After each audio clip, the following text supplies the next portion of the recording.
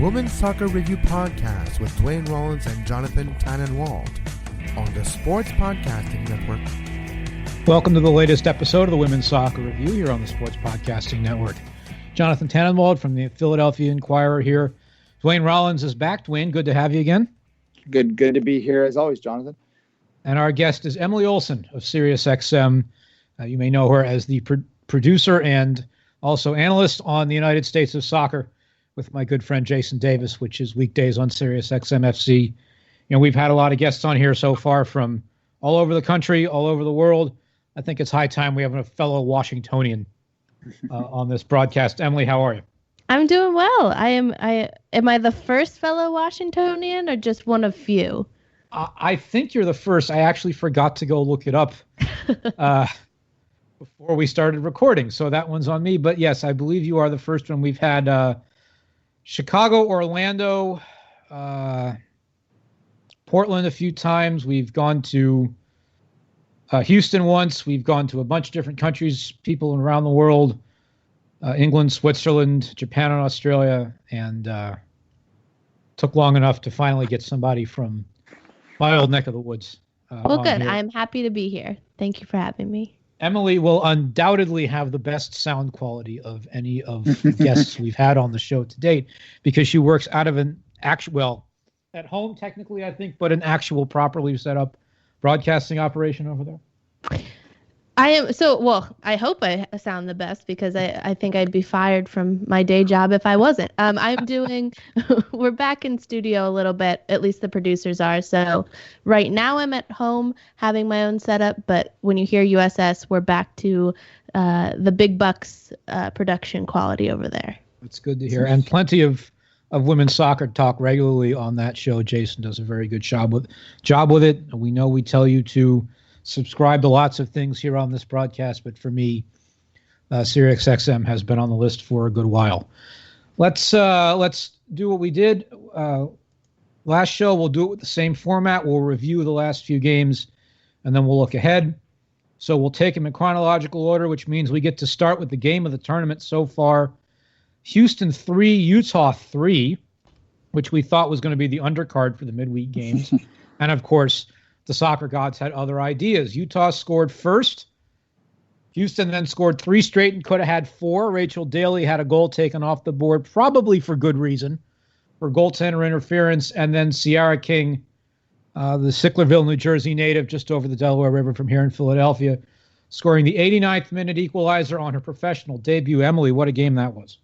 I am so excited that we got a game like this. I love the high scoring, and especially when it came right before those 2 0-0 draws, which also showcased talent. But I'm so excited that this round had at least one of those crazy games where the goals were just raining in. Because for those that love to watch the game in general, I think that every one of these games, except for a couple minutes here and there, have been extremely competitive and fun to watch. But it's always easy to kind of share with those outside of the quote unquote soccer bubble when you're like, look at this 6-goal game, 3 each side, almost a hat trick. And yeah, so I love seeing it. Rachel Daly, I think it's fair to say because Lynn Williams is going to go farther, I'm going to give her the more goals total, but obviously Rachel Daly is going to come close to that. She does exactly what you expect her to do based on what you've seen before, which is just score goals whenever she wants. And the first of those scoreless draws involved the team that I cover the most, which is Sky Blue FC, scoreless against OL Reign. You started to see, from what I could tell, the pieces coming together under Freya Coombe. I could see where Carly Lloyd and Mal Pugh would have fit in properly, except, of course, they weren't there because they're out injured. And then across the field, the Reign, I thought, really missed Sofia Huerta. They didn't have the kind of creative presence that I think they needed. They're not going to have Huerta again this weekend. We'll get into that in a moment because of injury. And I don't know. It wasn't as dramatic as Chicago, Portland, but what'd you see out of the nightcap Tuesday? I think you saw. So this is the one that I went into kind of not knowing what to expect. Two new coaches, not really having the time to see how they're going to form their team. And I'm curious for you, Jonathan, because you cover the team, what your thoughts were. Apologies if I didn't see it before, but on Midge Person, where she started, which is obviously defensively rather than at forward. That was a big question mark going into the game. I thought it was, of all the games, the one that took the longest to get into. I don't think it. I think you're right when you say it lacked creativity from the Reign standpoint. From Sky Blue, when you talk about Mal and Carly Lloyd and where they'll fit in, this is where I look at them and I think they're the team that would have benefited the most from having a full NWSL season this year. I think what you see this tournament could have been something we saw earlier this year and then building into having their key pieces. I think from what I've seen from Mallory Pugh from her time at Washington Spirit, she absolutely slots right in, and they could have had 2 or 3 goals just with her up top because she's the kind of person that just goes for the back of the net, and she could have been set up a couple different times there. So I'm excited for the future of Sky Blue. I just think it's farther than this tournament. No, that sounds about right to me. And you asked about Purse. Yeah. I think she probably played it right back out of necessity because Imani Dorsey was out, and it sounds like she's going to be out again this weekend. The quote from Freya Coombs, Sky Blue manager, was, "She's so valuable to us going forward, and we want to put her in a position where she can go forward. But I think as well being able to spring her from the back to support and get a numerical advantage in wide areas is advantageous for us." I get it. And look, there's a whole debate over where Midge Purse should play generally. I know that. We all know that. But I think there was a little bit of necessity in this one. And if Dorsey was healthy, I could see her playing up top this weekend. I'm not sure I see it yet. But I am intrigued. They definitely missed not only some creativity in the midfield, they missed some incisiveness up top that they didn't have until Evelyn Vienne came onto the field. And Purse obviously would have provided that. I don't envy Freya, but I would like to see Purse turned all the way loose because I think that's part of why they signed her. Yeah. Duane, why don't you take us through the Wednesday games? And I know before that you might want to say something about Diana Matheson with Utah.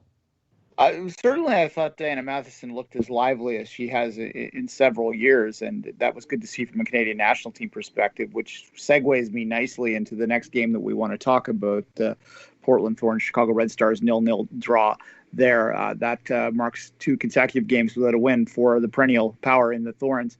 I guess my question with that is this, it's obviously a very small sample size, but is this sort of the beginning of a change for the Thorns, where they're no longer just sort of that almost guaranteed to be near the top team in this league?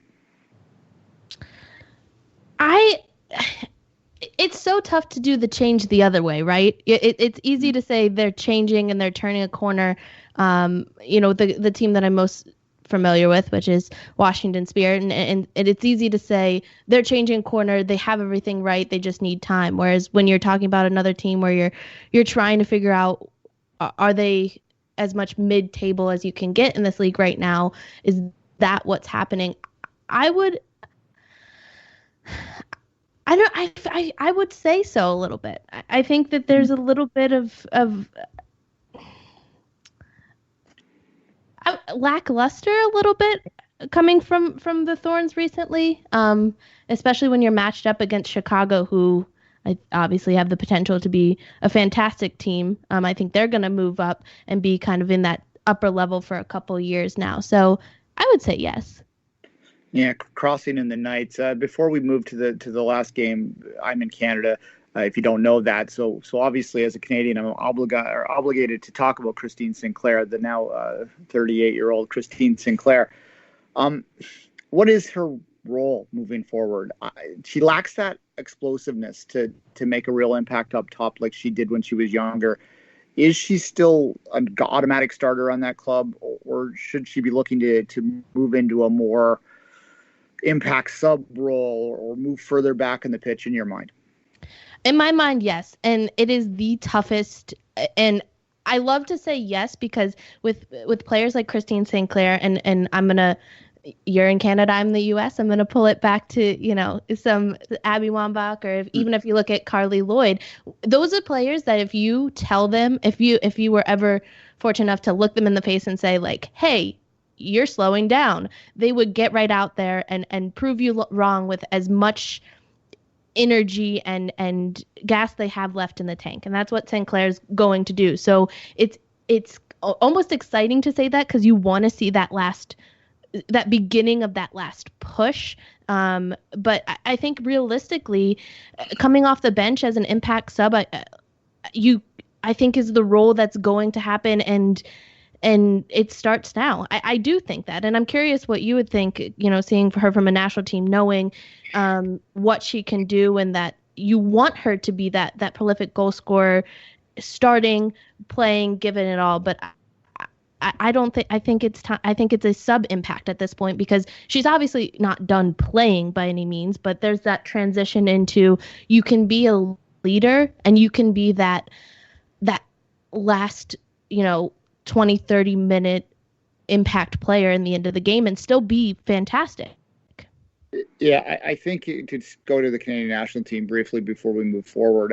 In France, I think you saw a Canadian team that was hard to break down, but also lacked that punch up front. And a lot of that had to do with just her losing a pace over the years, and maybe a reluctance to completely jump in on a Janine Becky or a Jordan Heidemars, or player younger that might have a little more pace to create and break down other teams. So it's a tough decision up here, because obviously the talent that surrounds her isn't as great as she'll find in Portland, or if she were another nationality. But yeah, it's hard to see her being the focal point in a successful run in Tokyo next summer, assuming, of course, Tokyo happens next summer, but we'll save that thought for another day. Duane, before we get to North Carolina, Washington, which I'll let you ask on about, is Christine Sinclair a 6?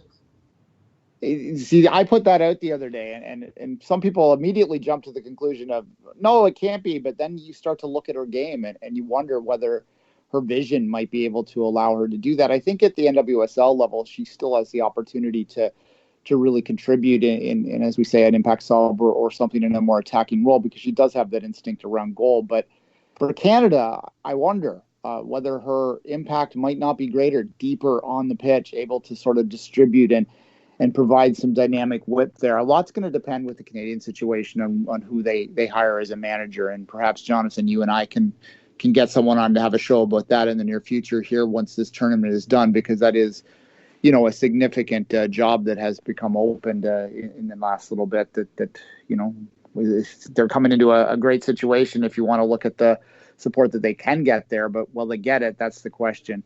I guess we'll move on. That said, to the final game, North Carolina 2-0 win over Washington. And look, to me, watching this tournament, it looks like 7 teams playing preseason and North Carolina running on full throttle off the top here. Can they be beaten in this tournament? Will they drop a game? I laugh because the obvious answer, and Meg Linehan in her daily report called them, they look inevitable. And that's just, there's so much power in that phrase of calling a team inevitable that it's hard to say that any of these teams can get beaten. I know that a couple of different writers have been throwing around combining teams to try to see, is there even an option among the entire rest of the pool to beat this North Carolina team? I think it's a little unfair to say that the 7 other teams are in preseason, because I actually have been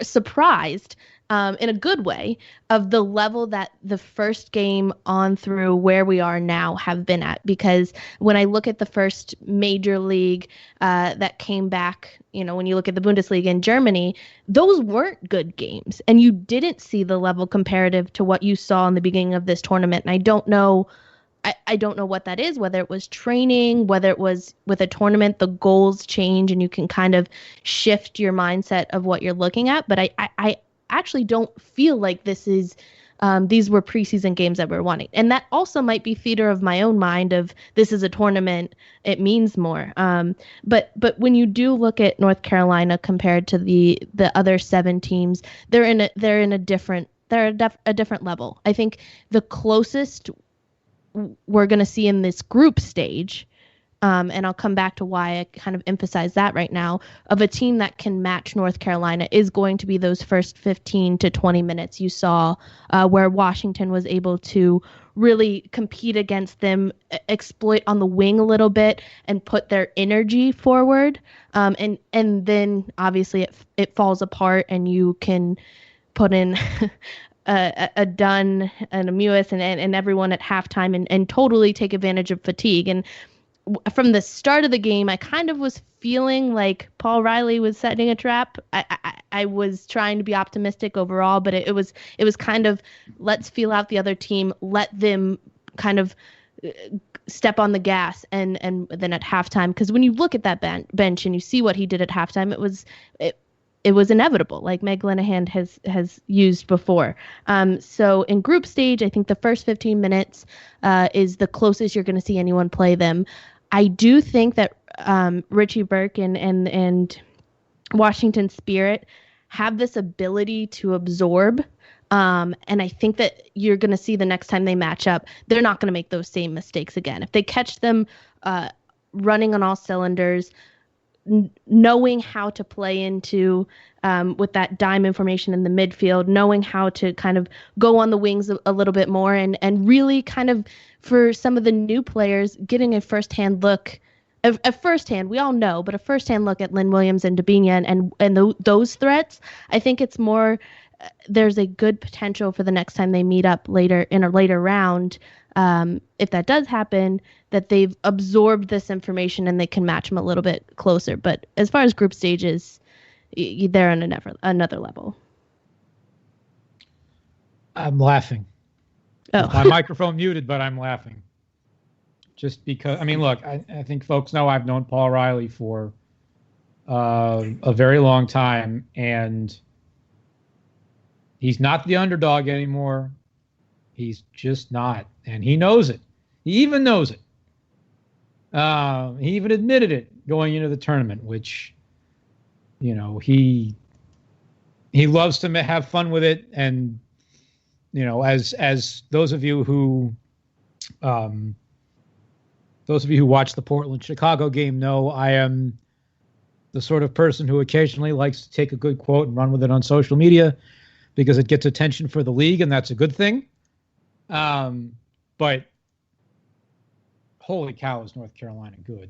And I actually think, and we'll get to this, I think we might be about to find the team possibly most capable of knocking them out, but we'll see. As we go to the weekend games, beginning with Saturday, Utah Sky Blue gets things started. And I wrote, you know, I when I did my games to watch for the Enquirer, I had all the NWSL games for the weekend in there, and I wrote them on Thursday, so I didn't have the latest injury report, which we now do. Dorsey is still questionable with a head injury. Don't know whether she's going to play. I think Utah is the favorite. I really want to see whether Evelyn Vienne starts in this game, because one of the things we have seen in this tournament is the squad rotation. And we saw Chicago do it. Obviously, we saw Portland do it. We've seen a bunch of teams do it. I really liked what I saw out of Vienne, even in the short time that she played. And Dwayne, Kevin, and I discussed this on the last show a little bit. And Emily, you're obviously certainly welcome to jump in on this one too. Here's an opportunity for a Canadian player who not a lot of folks in Canada were paying attention to go make a name for herself. Of course, and that's the great thing about a short sprint tournament like this, when you have a lot of eyeballs on it that might not normally be there. It is an opportunity for anyone to grab a hold of it. And as I said earlier, there is a change happening within the Canadian national program. We don't know what that leadership is going to be, but it is an opportunity for any player from this passport, I would think, to move forward and to become a major player in that program, which is a significant program in this country. So absolutely, there's that opportunity there. The late game, Emily, is Tacoma, Rain, Houston. I shouldn't. It's a running joke with me, folks, as you might have seen by now, that when people are starting to pay attention to this league, OL Reign do not exist in some sort of cloud that floats around the country. They do, in fact, hail from Tacoma, Washington, and somebody ought to say that every once in a while.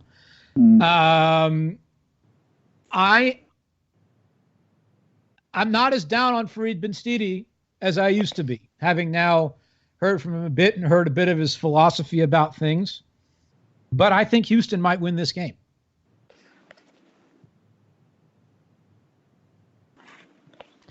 I mean, I would agree. I wouldn't say I would put I'm not betting on any of these, but I would say am favoring you. You can. I am horrible at everything that comes to gambling, so I stay away from it as much as I can. But I would say I'd give Houston the upper hand as well, just based on the pieces, the being able to rely on Daly. We talked. I think one of the issues I have with OL Reign is they're not. And this is something I said about Sky Blue, but even more, is they're not a team for this tournament. They're a team still trying to figure out what they have. And when we talk about, and this is a bigger picture that I've been thinking about, when we talk about North Carolina and how long they're going to be dominant, I wonder if what this new version of the team in Tacoma is going to be like with the new association, bringing in, a French coach, bringing in these different aspects. It's not going to happen this tournament. It's not going to happen this year. But I wonder if the aspirations are there to try to eventually dethrone North Carolina. So I'm not high on them this tournament because I just don't fully see them clicking yet. And so, I'm with you on giving Houston the upper hand. The early game Sunday is North Carolina, Chicago. And if you are of the opinion that this game probably ought to be on TV somewhere, I'm not going to disagree with you. It is a rematch of last year's title game. It could be Jessica Mcdonald's debut in this tournament.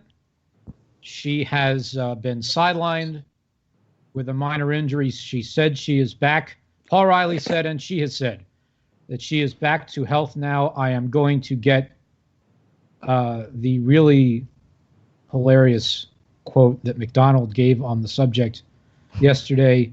I've been eating my spinach every day as my healing mechanism, which leads naturally one to think if there were fans in the stands, and I'm glad there are not, before anybody asks. Somebody would mount a 2-pole with Jessica Mcdonald as Popeye the Sailor, gulping down a can of spinach before charging onto the field and scoring a goal. Does that sound right to you? I love that. I hope so. And that's exactly that image. I think it's a good image as well. I hope that she comes in and adds a little bit of an impact to this already fantastic team, because I do think you're going to see more rotation in this game, but you can't count out the talent that Chicago has. So as much as I don't think it's as anticipated as the matchup in North Carolina's mind as Washington, because there was a little bit more of that pressing style, that playing out of the back, that we know what they want to do and that they have the pieces to do it. So how do we kind of combat that? I hope that means that Mcdonald gets in this and just 1 or 2 goals herself. That's what I'm hoping for. From the Chicago side of it, Rory Dames has said from the start that he was basically scripting out the lineups all the way through the group stage. So the rotation, even though it was the entire team, for the last game wasn't really surprising. And I would have to think that gave the way they played that game against Portland. North Carolina is a whole different beast. I have to think the spirit they played that pun. Sorry. The way they played that game, just the way they just threw themselves at everything, that's got to give them a real boost. So, do you think that, so looking at their last 2 games, because I've heard him say those, and sorry for asking you a question on your podcast, but seeing the way that Riley, thinks, knowing him, hearing the script, you look at North Carolina, Chicago, and then you look at North Carolina, Sky Blue. So how do you have to look at those 2 games as a package, and that's what we're going to see is Riley looking at, this is the game to kind of stamp the dominance at the top and then figure out rotation in the next one before going into the next round? Is that what you're kind of seeing? No, I don't think he cares. I mean, I think he cares to a point. I haven't done all of the math on the how many days off everybody has, but I think that it I was going to about Chicago. I think it matters more because they lost the first game, and just the for lack of a better word, the spirit and the hustle and all that they showed from a bunch of really young defenders and shutting Portland down. I don't know if they can do it again, and I assume that Julie Ertz and a few other folks are going to play in this game, but who knows? And as for North Carolina, I think they're just going to keep on going, because it's what they do. And I think Riley, maybe he rotates some against Sky Blue when he has 9 points in the bag. But because everybody makes the quarterfinals, it doesn't matter at the end of the day. So I think there's sort of an incentive for him, as long as he doesn't, blow anybody out, to just keep things at a high level. The last game is Portland, Washington. I will get to, let's start with Portland. You mentioned it, and I've been listening to Mark Parsons talk about it, and something ain't right. And I think he sort of knew that coming in, and that something may simply be that they blew the whole team up in the offseason, and they're now still starting to put the pieces together on a team that Parsons likes more as a team as a whole. And boy, can you read a lot of things into that.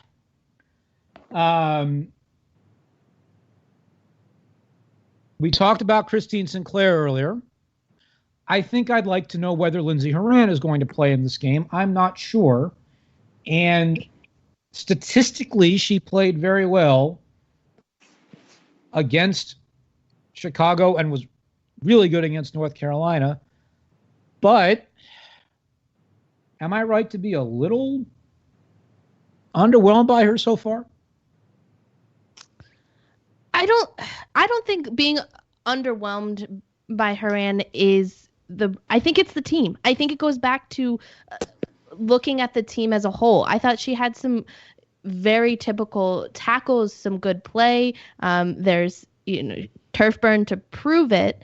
I think it's just the collective as a whole. You're not going to shine in that team as a Lindsey Horan when it's missing creativity, when it's missing a spark. And so I'm not fully ready to say I'm disappointed in her, but it also would take a lot for me to say I am less than impressed with Lindsey Horan. I know you got to get out of here in a minute, so we'll close things out with the team you cover, the Washington Spirit. They're looking spunky. I like what I've seen, and I think that the critics of Richie Burke have quieted down in the last few days. I wonder, though, you think Rose Lavelle is going to play in this game? No, I don't think if she does, it's going to be a very small amount of minutes. Richie Burke has already admitted to the fact that he is going to rotate heavily against Portland. And that is because if you look at the first two games that they had, and you look back at it, it's Chicago and it's North Carolina. They had to come out strong because there were critics. There were questions about whether this style of play was going to work with a younger team, with a team that finally had its midfield healthy. I mean, Rose Lavelle was not featured in a lot of games, whether it was for health or missing World Cup because of the World Cup last season, rightfully so. But this is the first time he has all of his pieces that he wants to implement the system. So they had to come out, they had to make a statement, and now is the time that and it's been admitted, it's been publicized that he's going to rotate. And so he's going to look at these younger pieces, some of the players that he didn't get to see as long. Natalie Jacobs comes to mind that he's very high out. You're going to see, I think, a little bit more of Ashley Sanchez in that forward position, who got to start the first game and was featured in the North Carolina game. But he has got a lot of pieces. He's got a lot of wealth, especially in the forward and midfield area. And Richie Burke is going to take advantage of that in this Portland game. So for those that just watch the Spirit for Rose Lavelle, you're going to be a little disappointed with her featuring, but I think as a whole that all of the players on this team are bought in. So the style itself won't change. Just some of those runs and balls where she assists herself may be missing. I'll tell you what, if Sanchez is bought in to that degree, that's a very good sign, because you and I were there, if my memory's right, at the draft. She didn't quite want to go to Washington at first, did she?